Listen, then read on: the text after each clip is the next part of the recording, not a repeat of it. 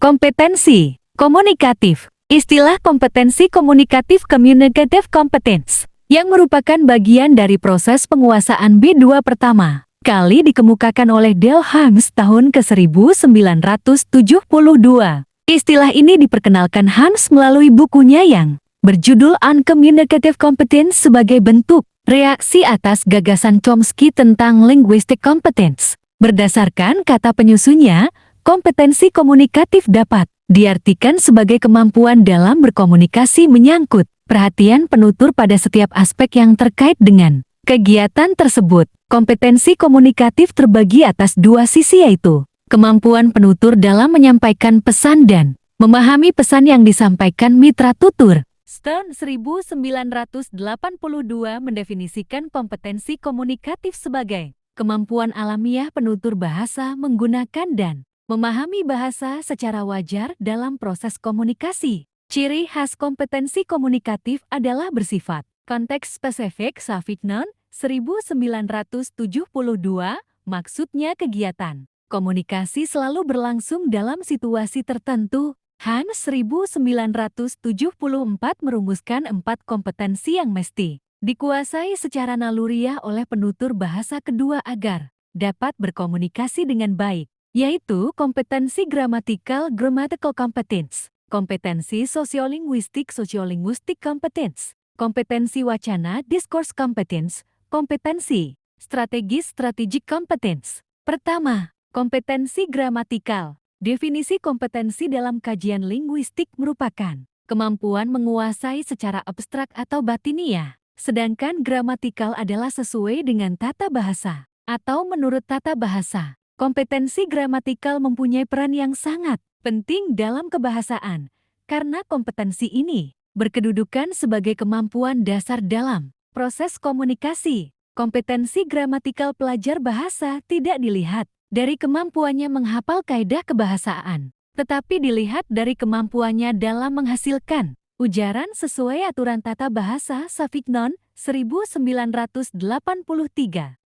Fonologi. Secara etimologis, fonologi berasal bahasa Yunani terdiri atas dua kata, yaitu faun yang berarti bunyi dan logos yang berarti ilmu. Maka secara harfiah fonologi adalah ilmu tentang bunyi. Terdapat dua objek kajian dalam fonologi, yaitu 1. Bunyi-bunyi bahasa yang kehadirannya tidak membedakan makna disebut dengan fonetik, dan 2. Bunyi-bunyi bahasa yang kehadirannya membedakan makna disebut dengan fonemik. Gani, 2018.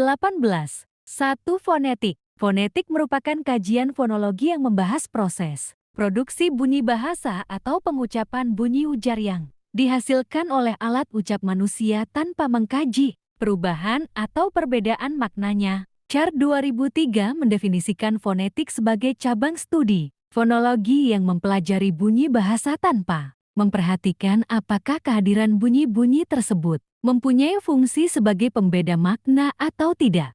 Fonetik akustik. Fonetik akustik merupakan cabang fonetik yang menyelidiki ciri-ciri fisik bunyi bahasa. Fonetik akustik membahas dan mendeskripsikan bunyi bahasa berdasarkan frekuensi getarannya, amplitudo, intensitas, dan timbrenya. Amplitudo bunyi bahasa merupakan simpangan terjauh yang terjadi pada gelombang suara yang dihasilkan alat ucap manusia. Frekuensi bunyi bahasa adalah jumlah getaran suara yang dihasilkan oleh alat ucap manusia dalam setiap detiknya ketika berkomunikasi. Timbre disebut juga warna nada atau kualitas nada dalam setiap getaran bunyi yang dihasilkan alat ucap manusia. Sedangkan intensitas adalah kenyaringan bunyi atau daya gelombang bunyi yang dihasilkan alat ucap manusia ketika merambat ke segala arah. B. Fonetik artikulatoris. Fonetik artikulatoris merupakan cabang fonetik yang menyelidiki bunyi bahasa berdasarkan alat-alat ucap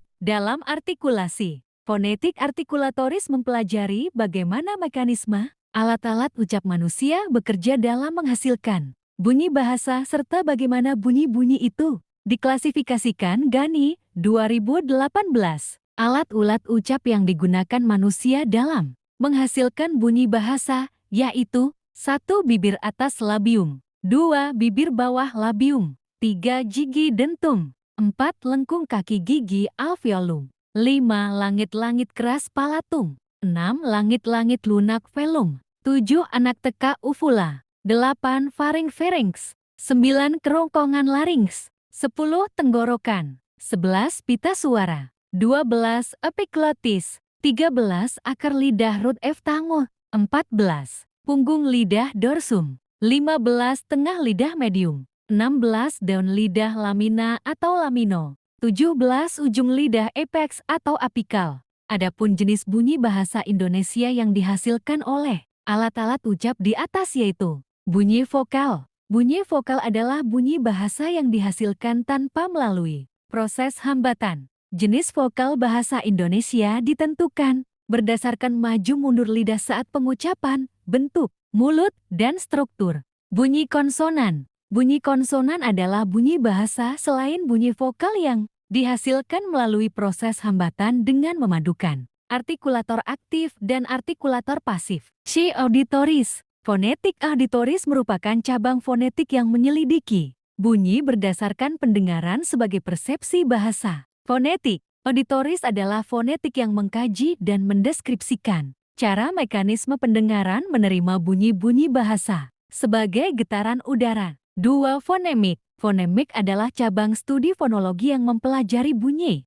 bahasa dengan memperhatikan fungsi bunyi tersebut sebagai pembeda makna. Misalnya, kita mempelajari bunyi yang berbeda. Pengucapannya pada kata alam, ikan, roda, atau meneliti. Bunyi yu yang berbeda pengucapannya pada kata usil, tidur, tipu. Apakah kedua bunyi tersebut membedakan makna pada kata-kata yang mengusungnya atau tidak? Identifikasi fonem. Sekilas kehadiran bunyi ya dan yu pada kata di atas tak bisa diidentifikasi secara jelas apakah memberikan perbedaan makna atau tidak, sebab bunyi bahasa lain yang terdapat dalam lingkungannya sangat bervariasi. B. Morfologi. Morfologi merupakan cabang linguistik yang mengkaji morfem dan kombinasinya, sedangkan morfem itu sendiri adalah satuan bentuk bahasa terkecil yang mempunyai makna relatif stabil dan tidak dapat dibagi atas bagian yang bermakna lebih kecil. Misalnya kata putus jika dibagi menjadi pu dan tus, maka pu dan tus tidak dapat disebut morfem karena tidak mempunyai makna, baik makna leksikal ataupun makna gramatikal. Oleh karena itu, morfem terdiri atas berbagai bentuk misalnya kata dasar, kata hubung, imbuhan, partikel, dan lain-lain. Terdapat berbagai jenis morfem, yaitu 1. Morfem bebas dasar, yaitu morfem yang secara potensial dapat berdiri sendiri, misalnya saya, duduk, kursi, kapal. Semua kata dasar yang dapat berdiri sendiri dikategorikan sebagai morfem bebas. 2. Morfem terikat dasar, yaitu morfem dasar yang hanya dapat menjadi kata apabila bergabung dengan afiks atau dengan morfem lain, misalnya henti pada kata berhenti atau memberhentikan, cantum pada kata tercantum atau mencantumkan. 3. Morfem gramatikal, yaitu morfem yang jumlahnya terbatas dan berfungsi sebagai penghubung di antara morfem leksikal, misalnya dan, yang, dengan. 4. Morfem leksikal, yaitu morfem yang jumlahnya tidak terbatas dan sangat produktif mencakupi kata penuh dan afiks derivatif. Semua morfem yang dapat berdiri sendiri atau memiliki makna leksikal disebut morfem leksikal. 5. Morfem segmental, yaitu morfem yang terjadi dari fonem segmental. 6. Morfem suprasegmental, morfem yang terjadi dari fonem suprasegmental. 7. Morfem terbagi, yaitu morfem yang realisasinya dalam bentuk morfem yang diantarai oleh unsur lain seperti kn pada kata keadaan. 8. Morfem terikat afiks, yaitu morfem yang tidak mempunyai potensi untuk berdiri sendiri dan yang selalu terikat dengan morfem lain untuk membentuk ujaran, misalnya bir, beng, kan, kah, lah. 9. Morfem unik, yaitu morfem yang hanya mampu berkombinasi dengan satu satuan tertentu, misalnya morfem gulita dan siur pada kombinasi kata gelap gulita dan simpang siur. Proses morfologis. Penggabungan morfem-morfem menjadi satuan kata yang utuh disebut dengan proses morfologi. Proses morfologis terdiri atas 1. Afiksasi. Afiksasi adalah penggabungan akar kata atau pokok kata dengan afiks. Afiks merupakan bentuk terikat yang apabila ditambahkan pada kata dasar atau bentuk dasar akan mengubah makna gramatikal atau bentuk atau morfem. Terikat yang dipakai a prefiks. Prefiks br. Prefiks br bisa berubah menjadi b apabila a kata yang dilekatinya diawali dengan huruf r, b, suku kata pertama. Pada kata yang dilakti diakhiri dengan r yang di depannya konsonan. Prefiks mien. Prefiks mien mempunyai beberapa variasi, yaitu mem, men, meni, mengmeng, dan mi. Prefiks mien berubah menjadi mem jika bergabung dengan kata yang diawali huruf b atau f atau p atau dan v atau. Prefiks pr. Prefiks pr merupakan nominalisasi dari prefiks br dan prefiks mien. Prefiks pn. Prefiks pn sejajar dengan prefiks mien. Variasi prefiks pn terdiri atas pem, pin, peni, peng, e, dan pengeng. Prefiks pn berubah menjadi pen jika bergabung dengan kata yang diawali oleh huruf d atau c atau. Prefiks tier. Prefiks tier mempunyai beberapa variasi, yaitu ter dan tel. Variasi terdapat bermakna paling, dapat, dan tidak disengaja. Sedangkan variasi tel bermakna terlebih atau lewat batas. B. Infiksin fix, termasuk efiks yang penggunaannya kurang produktif. Infiks disebut sebagai sisipan karena letaknya memang disipkan pada kata yang diikutinya. Infiks dalam bahasa Indonesia terdiri atas 3 macam, L, M, dan R. C. Sufiks. Sufiks merupakan afiks yang terletak di akhir kata yang diikutinya. Sufiks dalam bahasa Indonesia mendapatkan serapan asing seperti wan, wati, man. Adapun akhiran yang asli terdiri atas n, kan, i, dan nya. D. Konfiks. Konfiks adalah gabungan afiks terdiri atas prefiks awalan dan sufiks akhiran terintegrasi menjadi satu afiks yang tidak terpisah-pisah. Artinya, afiks gabungan ini muncul secara bersamaan pada morfem dasar dan bersama-sama membentuk makna gramatikal. Pada kata bentukan tersebut Kraft, 1984. 2.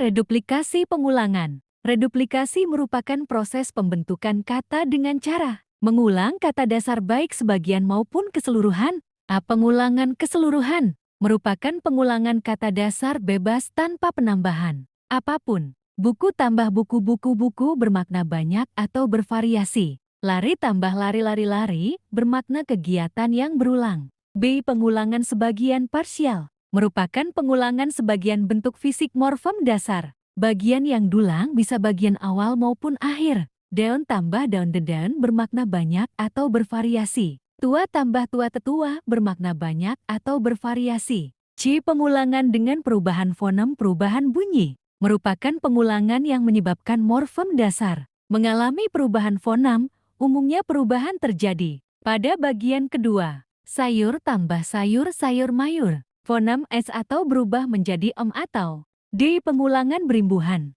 merupakan pengulangan kata dasar secara keseluruhan dengan penambahan afiks baik pada bagian pertama, kedua, maupun keduanya. Jalan tambah jalan berjalan jalan penambahan prefiks pada bagian pertama. Pengulangan semu seolah-olah terlihat sebagai pengulangan, padahal kenyataannya merupakan kata dasar yang memang bentuknya terdiri atas 2 kata. Alasan lain mengapa dikatakan reduplikasi semu karena bentuk tersebut tidak bermakna banyak atau bervariasi dan suatu kegiatan yang berulang-ulang.